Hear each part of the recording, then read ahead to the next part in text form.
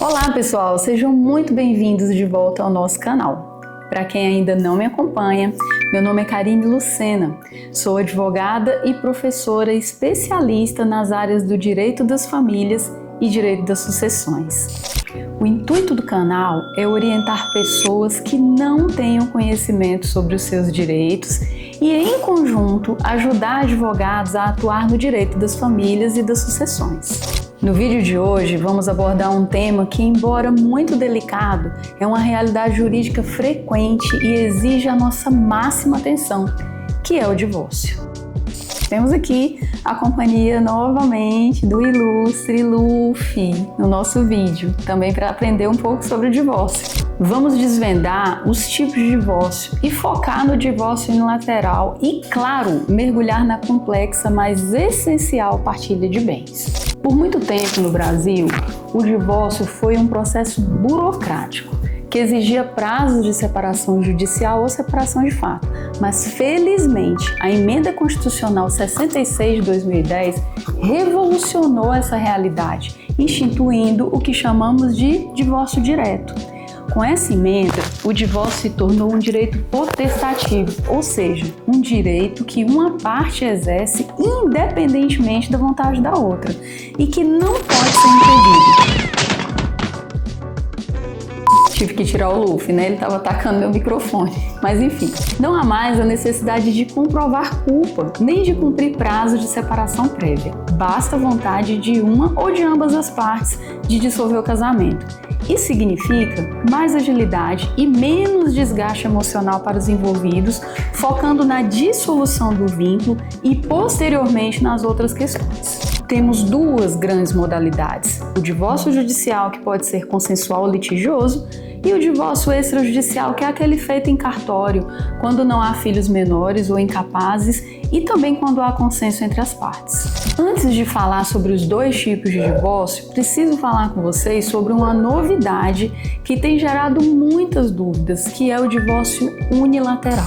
Como o próprio nome sugere, é o divórcio pedido por uma das partes, um dos cônjuges, mesmo que o outro não concorde com a separação. O fundamento para isso está justamente no caráter potestativo do divórcio, garantido pela Constituição Federal, no parágrafo 6º, artigo 226, e no Código Civil, artigo 1574. Ninguém é obrigado a permanecer casado contra a sua vontade. Como é feito o pedido? Na prática, o divórcio unilateral é iniciado por meio de uma petição inicial de divórcio litigioso.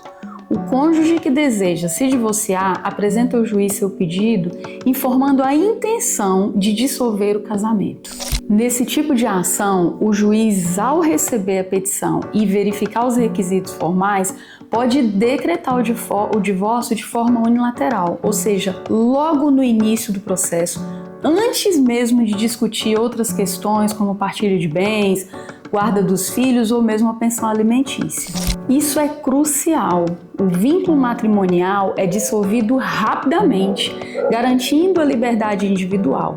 As demais questões podem ser mais complexas e demandar mais tempo. Elas serão discutidas em fases posteriores no mesmo processo ou até mesmo em ações autônomas, ou seja, ações diferentes. É aqui que o advogado precisa de um olhar minucioso e estratégico, pois envolve o patrimônio construído ao longo da vida a dois. A forma como os bens serão divididos depende fundamentalmente do regime de bens escolhido pelo casal no momento em que foi celebrado o casamento. Então, vamos revisar os principais regimes de bens. Então, primeiro, vamos à comunhão parcial de bens. É o regime mais comum no Brasil, aplicado por padrão quando os noivos não escolhem outro. Nele são partilhados os bens adquiridos onerosamente, ou seja, comprados, constituídos durante o casamento. Bens que cada um já possuía antes de casar ou que foram recebidos por doação ou herança não comunicam e não são partilhados. Agora o 2, comunhão universal de bens. Neste regime, tudo se comunica. tanto os bens adquiridos antes quanto os adquiridos durante o casamento por qualquer via, seja compra, doação, herança, são partilhados igualmente. Há pouquíssimas exceções, como bens gravados com cláusula de incomunicabilidade. Agora o 3, que é a separação total de bens. Aqui, cada um fica com o que é seu. Não há comunicação de patrimônio, seja ele adquirido antes ou durante o casamento. É o regime que oferece maior autonomia patrimonial aos cônjuges. E por último, 4, que é a participação final nos aquestos. Esse é um regime menos comum, mas interessante.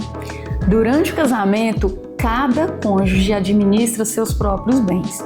No entanto, em caso de divórcio, os bens adquiridos onerosamente durante a união são apurados e partilhados como se fosse uma comunhão parcial, mas apenas no momento da dissolução do casamento. E agora, como ocorre a partilha na prática? A partilha envolve um levantamento detalhado de todo o patrimônio: imóveis, veículos, investimentos, empresas, dívidas, a avaliação desses bens e, finalmente, a divisão.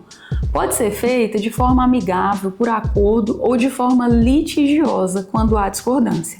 É crucial que o advogado solicite a apresentação de todos os documentos que comprovem a existência e o valor dos bens, como matrículas de imóveis, extratos bancários, documentos de veículos, contratos sociais da empresa. A omissão de bens pode gerar sérias consequências. Quais as dificuldades mais comuns?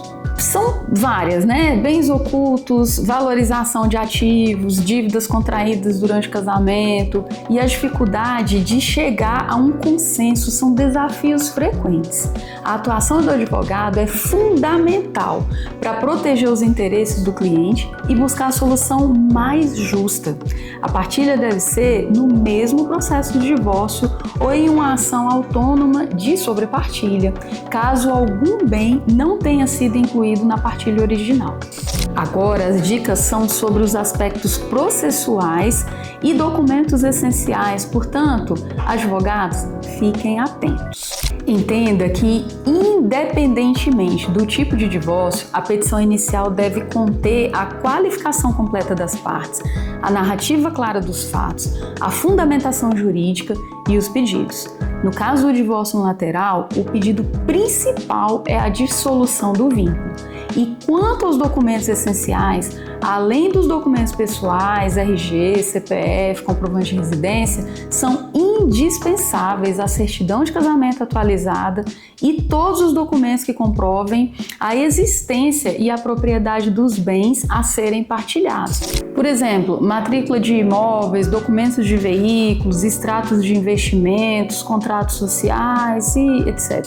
Lembre-se que, além da partilha, o divórcio pode envolver outras questões cruciais, como a guarda dos filhos, a regulamentação de convivência e a fixação de pensão alimentícia, seja para os filhos ou excepcionalmente para cada um dos cônjuges. E esses temas nós já tratamos em vídeos anteriores. Então, chegamos ao fim do nosso guia prático sobre o divórcio. Cobrimos o divórcio direto, a dinâmica do divórcio unilateral e a importância da partilha de bens e seus regimes. Espero que este conteúdo do Direito e Laços tenha sido um guia valioso para a sua atuação. O divórcio, embora seja o fim de um ciclo, também é o início de um novo caminho. E o advogado é o pilar para que essa transição ocorra da forma mais justa e tranquila possível. Então, se esse conteúdo foi útil para você, não esqueça de curtir, compartilhar com outros colegas advogados e se inscrever no canal para mais dicas e conteúdos jurídicos. Sua interação é muito importante para mim. Até a próxima!